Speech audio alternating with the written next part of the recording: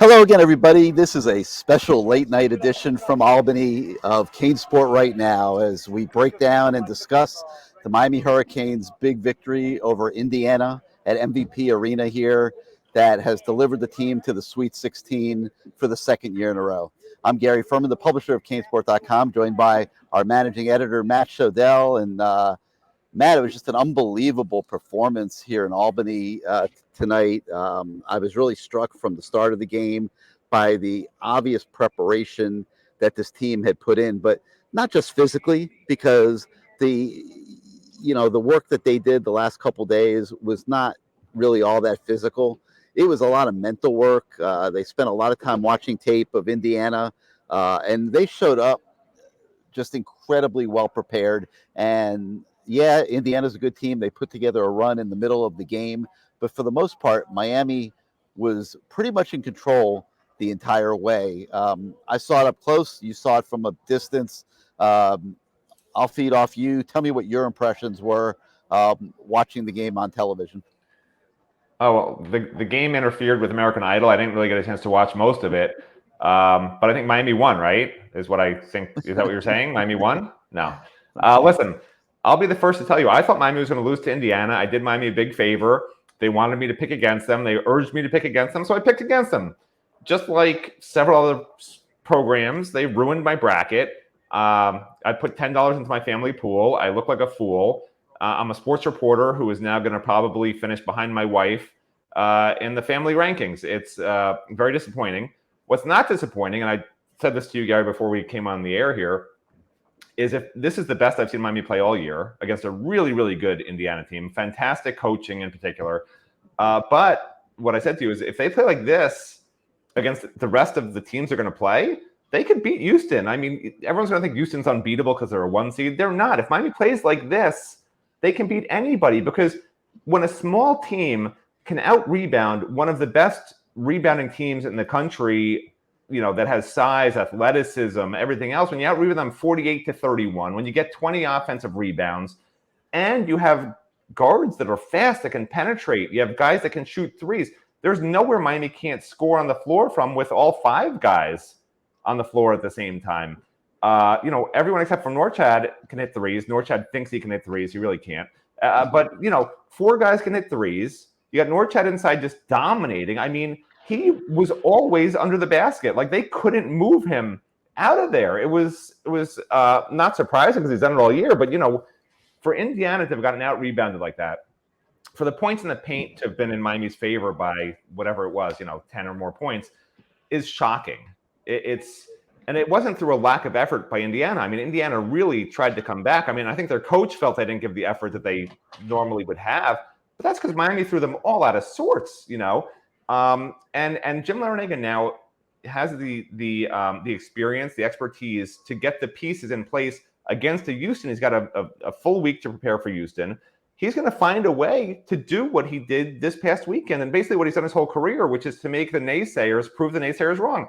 So I'm going to say Miami's going to lose to Houston because that means they're going to beat Houston.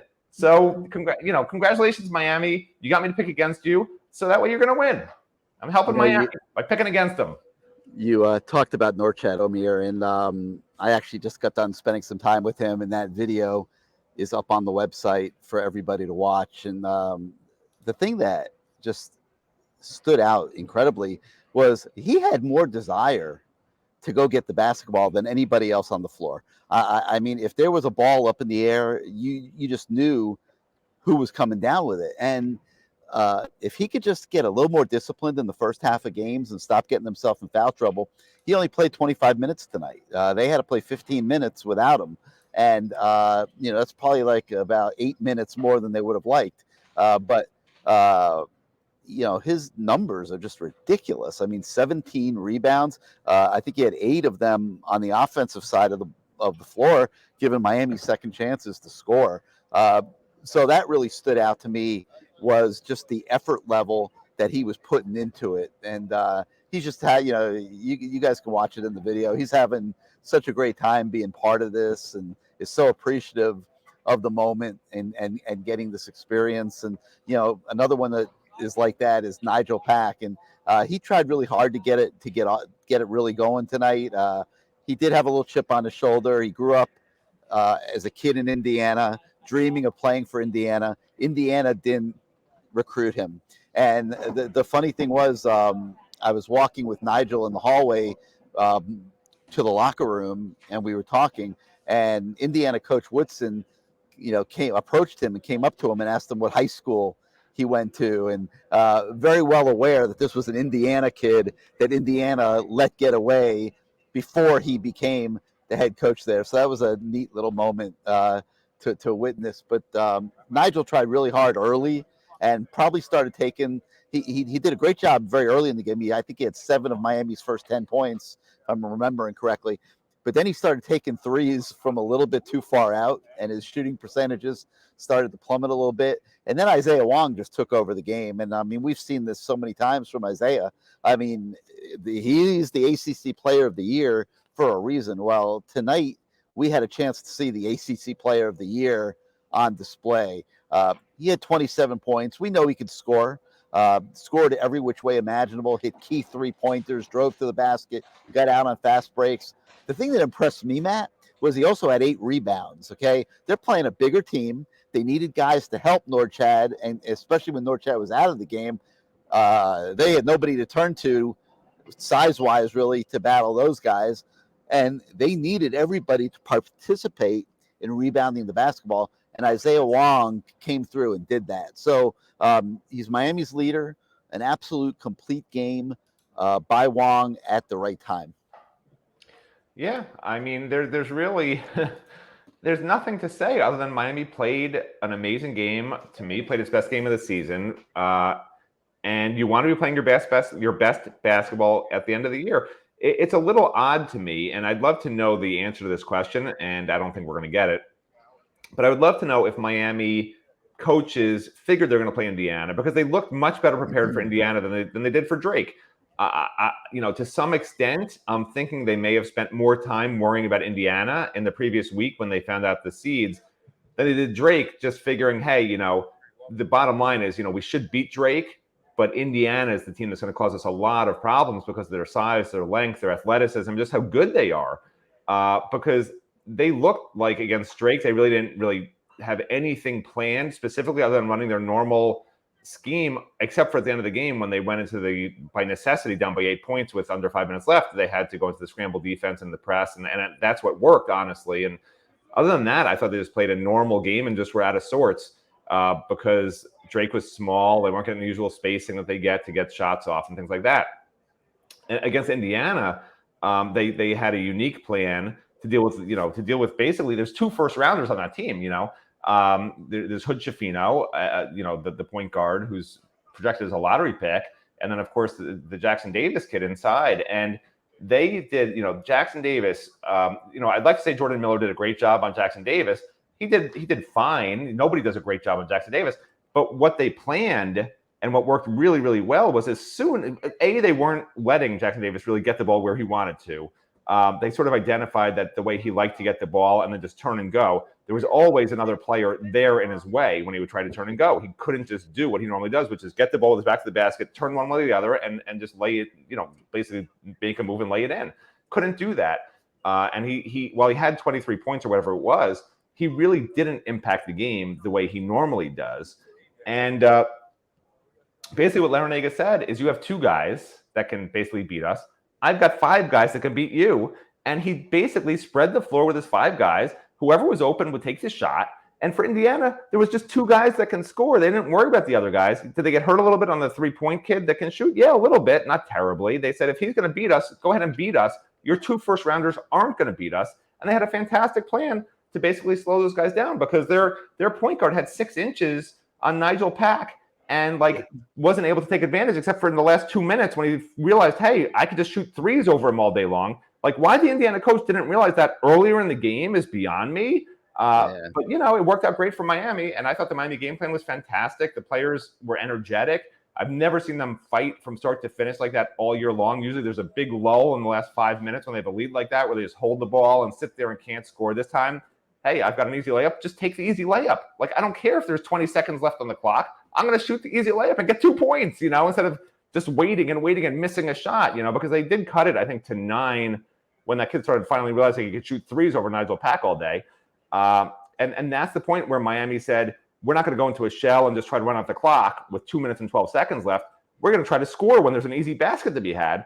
And they got a couple of quick layups, and the game was over, So I'm glad they finally realized they could do that instead of doing this ridiculous offense that they would usually do in the last 3 or 4 minutes with a double-digit lead, where they just sit there and then take a bad shot, and the other team just gets back in it within 3 points at the end and hits a Florida State shot. So I'm glad that they finally realized. They stayed aggressive. Lessons get learned the hard way sometimes. You mentioned the Drake game and preparation. I don't know that I agree with you on that. Not a surprise, really, I guess. But I don't think that they were not prepared for Drake. I think that they ran it. That I didn't say they weren't prepared. I said I don't think they spent as much time on Drake. They weren't as worried about Drake. I think they just ran into a perfect storm there. They were uptight. There's no question about it. Drake plays unbelievable defense. Drake matched up against Miami better than Indiana matched up against Miami, even with its 2 potential lottery picks. And those 2 kids absolutely looked the part, okay, of lottery picks. I mean, the inside, he was unstoppable. And then when he started when the point guard started raining in those threes, I mean, that was an NBA stroke we were looking at. There was no doubt about it. And he's big and lanky. I mean, he's going to be a hell of a weapon at the NBA level. There's no doubt about it. But even though they had those 2 guys, I felt that Miami just matched up better because of its speed and its versatility and the different things that the guards are able to do. And I think that really shined brightly for at least 90% of the game. I mean, Indiana had that great run at the end of the first half and into the start of the second half where they actually took a 5-point lead. But, for the greater bulk of the game, I thought Miami's matchup was just so much better than it was against Drake. And it'll be interesting to see, I haven't had a chance to watch too much Houston ball this year. It'll be interesting to see how Miami matches up against Houston. But the one thing that we know is they will show up in Kansas City very well prepared. And this is Jimmy Larinaga's time. Okay. This is the time of year that that his coaching ability really starts to stand out. And I thought that he had his team so mentally focused in this game against Indiana and so prepared. And, look, guards and coaches win at this time of the year. Miami has both going for itself as it heads to the Sweet 16. So Matt, let's wrap it all up. I mean, I agree. It was probably the best overall performance of the year because they did it on both ends tonight, and obviously couldn't have happened at a better time. Yeah, I mean, the one thing, and I always like to look at the negative. The negative is I still don't understand why fans aren't more amped up about this basketball team. Like I agree. I talk to people and they're like, maybe when they're in the Elite 8, then people will pay attention. Maybe the Final 4. Like, people aren't paying attention when they're in the round of 32. They're not really, you don't have the same buzz right now, even though they're in Sweet 16, because they did it a year ago. It sort of was expected. You're ranked in the top 16. You should probably make the Sweet 16. Like, that's sort of expected. But I think now, hopefully, things will ramp up. If they can upend Houston, I think people will start saying this could be a national championship team. And then I would hope that the Hurricane Nation gets behind the team now, but certainly they should get behind it then. It's just shocking to me, the apathy of the fan base. Like, it's a football school, I get it, but your basketball team is a fun team to watch, man. Yeah, it's the end of the year. They got maybe 3 or 4 games left, trying to win a national championship. Let's watch them play a few games and be excited about it, because this is if they play like that, they can beat Houston and they can beat anybody. You see a 16 seed beat a 1 seed. Like, Miami could do it. Miami could be in the championship game. It's not impossible. So fans need to sort of wake up to the reality. Yeah, and honestly, we're trying to do our part. That's why I'm here in Albany. That's why we've brought you guys the coverage this weekend that we have. And I encourage you to really take a look at the post-game interviews that we posted on the site. They're also on our YouTube channel, because you'll get to know these kids a little bit. They're a great group of kids. It really comes out in the videos, just the character and the type of personalities that Larinaga has brought together here at Miami. And this is a special time. And Matt's right.